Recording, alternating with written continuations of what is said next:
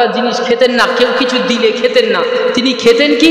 আল্লাহ পাকের মাহবুব বান্দা ও সোনার মানিকেরা, যুবকেরা, জওয়ানেরা, যে মানুষটাকে তোমাদের জমিনে তোমরা পেয়েছো ওই মানুষটার একটা নমুনা বলি শোনো।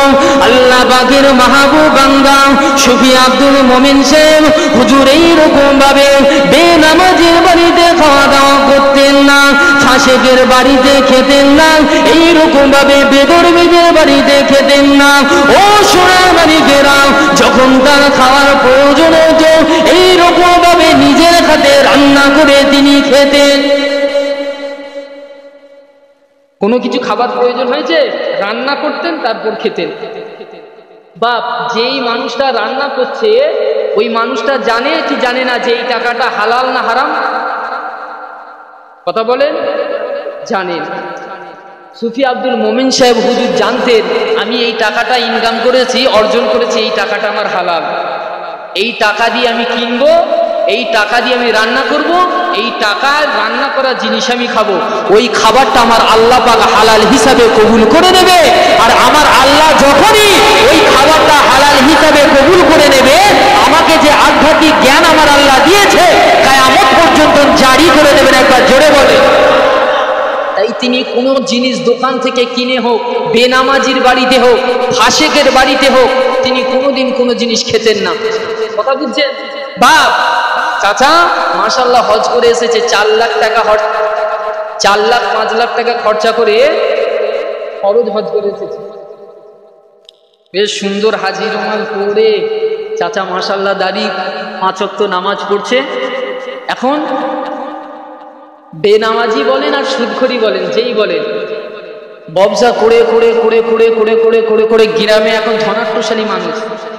মা ইন্তেকাল করেছে, মায়ের সবরেশানির জন্য দুটো একবারে বড় বড় আদলা, কথা বলেন না কেন, বড় বড় গাই, 40,000 টাকা দিয়ে দুটো গাই কিনেছে। কিনে এখন বিরিয়ানি করে চাচাকে গিয়ে বলছে, চাচা মায়ের নামে সবরেশানি আছে, ফ্যামিলি দাও। বলছে, বাবা মায়ের নামে সর্বসাই দিয়ে যাবো যাবো। চাচা কি 5 ওয়াক্ত নামাজি, মাশাআল্লাহ খুব সুন্দর দাড়ি, 5 লাখ টাকা খরচা করে ফরজ হজ করে এসেছে। চাচাকে শুধু একবার বলেছে, চাচা মায়ের সবরসানি আছে, তোমার দাওয়াত। আচ্ছা বাবা যাও।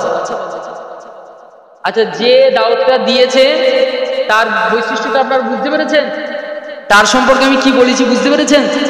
জীবনে 1 ওয়াক্ত নামাজ পড়ে না, সুদের ব্যবসা করে করে করে করে এত বড় হয়েছে যে 1 লাখ 2 লাখ টাকা গরু কিনলেও তার গায়ে আসে না।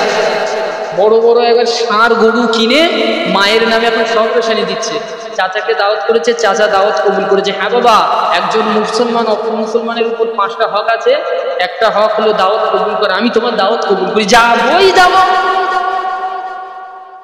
সবরেশানির দিন, সবরেশানি হচ্ছে, চাচা এখন হাজি রুমাল পরে সুন্দর আতর মেখে, এখন চতুর্দিকের মানুষ, ও হাজি সাহেব এসেছে, বাবা রে, হাজি সাহেবকে জড়িয়ে ধরে বসে আছে।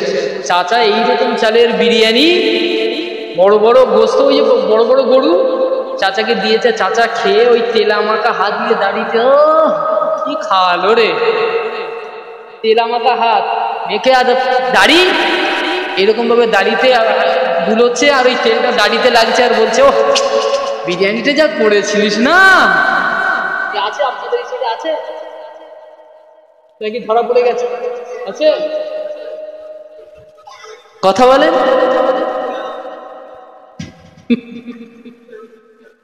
চাচা একবারও নিজের বিবেক দিয়ে বিবেচনা করলো না যে ও 1 ওয়াক্ত নামাজ পড়ে না, সুদের কারবার করে করে করে করে এত বড় হয়ে গেছে যে ওর টাকা সম্পূর্ণ সুদে ভরা।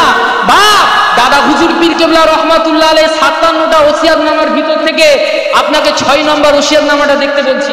ওই 6 নম্বর ওসিয়তনামাটা দেখবে, দাদা হুজুর পীর কেবলা স্বয়ং তিনি নিজে বলছেন, যেই মানুষটা সুদ খেতে খেতে খেতে খেতে খেতে খেতে অভ্যস্ত করে ফেলে, ওই মানুষটার এই অন্তরটা অন্ধকার হয়ে যায়।